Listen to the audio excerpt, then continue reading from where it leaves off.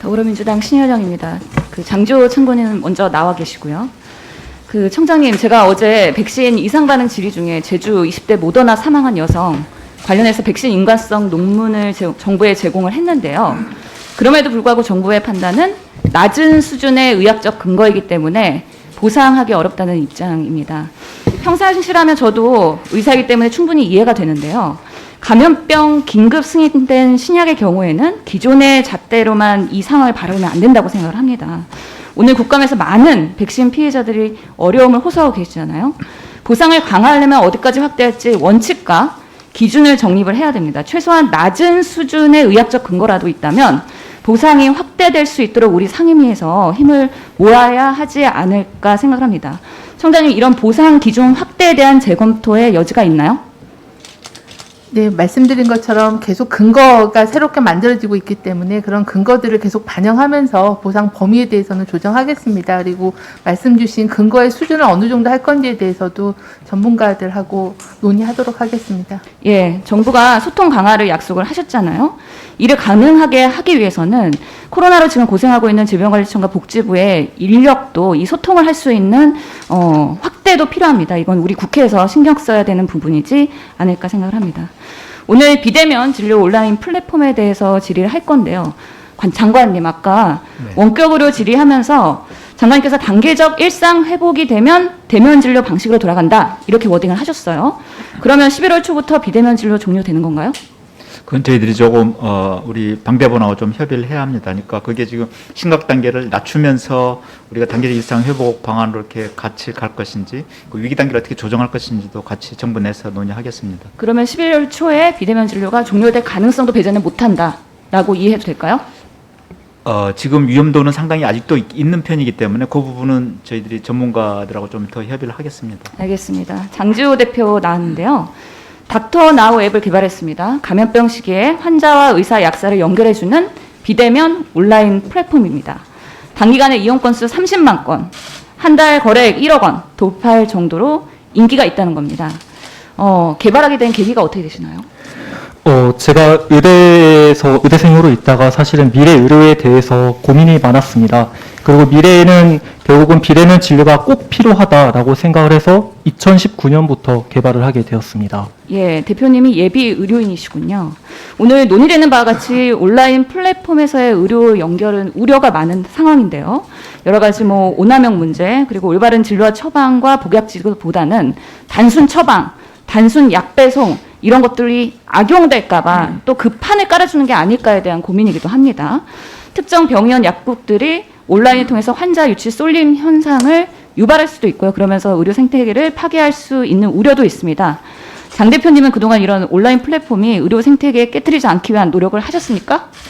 네, 그 부분에서 우려가 있음을 인지를 하고 있었고, 저희는 지금 자체 관리 시스템으로 이제 감시 관리를 하고 있습니다. 그리고 저희는 내용을 지금 암호화를 하면서 환자분들의 정보 유출에 저희가 조심을 하고 있고, 또한 최근에는 비대면 진료 회사 10곳 이상이 함께 모여서 이 고민을 같이 하자라고 해서 함께 자구책을 만들기 위해서 협의체를 저희가 구성을 했습니다. 앞으로 정부에 협조할 의지가 있으신 거죠? 네, 그래서 정부 당국에서 저희에게 가이드라인을 만들어 주시면 함께 협의해서 바로 진행이 될 수 있도록 하겠습니다. 알겠습니다. 이번 국감에서 다른 상임위에서도요, 이런 온라인 플랫폼의 갑질에 대한 문제가 많이 조명이 되고 있는데요.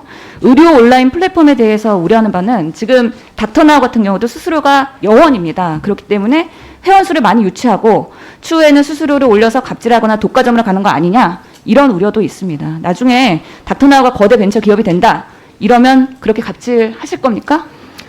의료계 상생 모델로 가실 겁니까? 사실 저희는 지금 당장 다음 달에 서비스가 중단이 돼서 망할까 걱정을 하고 있는 단계입니다. 근데 저희가 서비스를 개발하고 단 한 번도 수수료를 부과하지 않은 이유는 비대면 진료는 단순 배달 앱과 전혀 다르다라는 생각이었습니다. 그래서 이런 부분에 있어서 향후에 비대면 의료에 따른 디바이스 산업도 굉장히 크다고 생각을 하고 있고, 이 부분에 있어서도 정부와 적극적으로 협력을 해서 이 부분을 잘 진행하도록 하겠습니다. 예, 실제로 감염병 시대에 닥터 나우를 통해서 상당히 도움을 받은 국민들도 계십니다. 사용 후기를 보면요.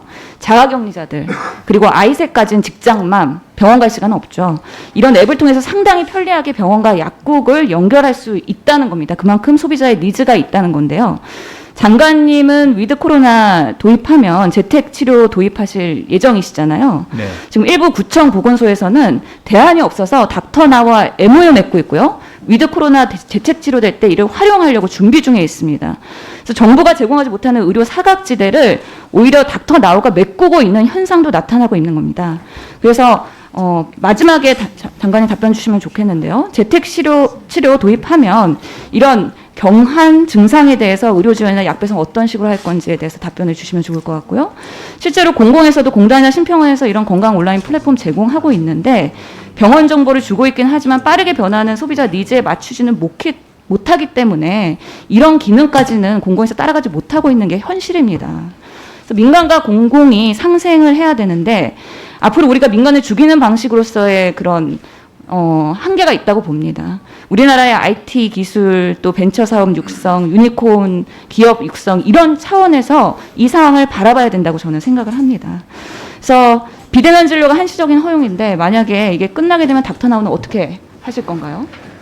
저희는 닥터나우 비대면 진료 지원 시스템은 현실적으로 계속해서 운영되기 불가능합니다.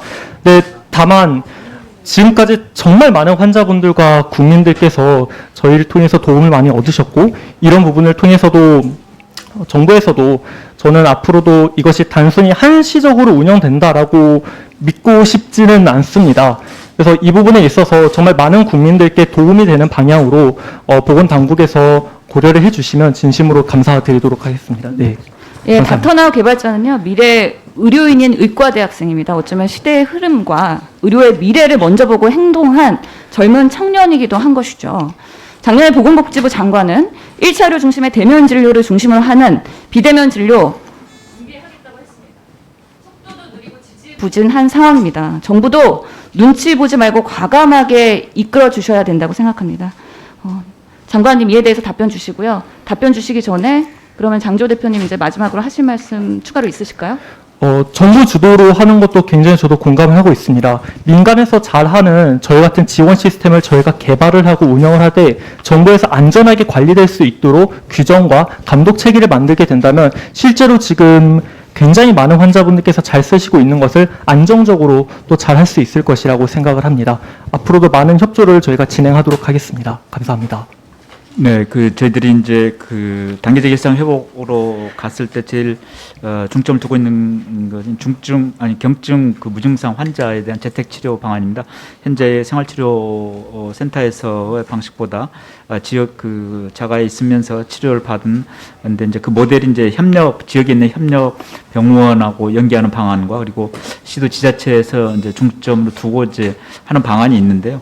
방금 닥터나우 같이 이런 지금 있는 플랫폼을 이용하는 방법도 있을 수 있겠습니다만 방금 화면에서 보듯이 소위 비급여라든지 뭐 이런 거에 화면이 있게 되면 아무래도 다른 부작용이 나타날 수밖에 없습니다. 그냥 그런 부분들은 이제 저희가 관련 약계 의견을 들어서 이 부분에 대해서 저희들이 좀 제한할 수 있는 조치를 좀 취하도록 하고요. 이게 그런 재택 치료에 활용할 수 있는 방법이 있는지는 저희들이 의학계 충분히 좀 상의를 좀 하도록 이렇게 하겠습니다.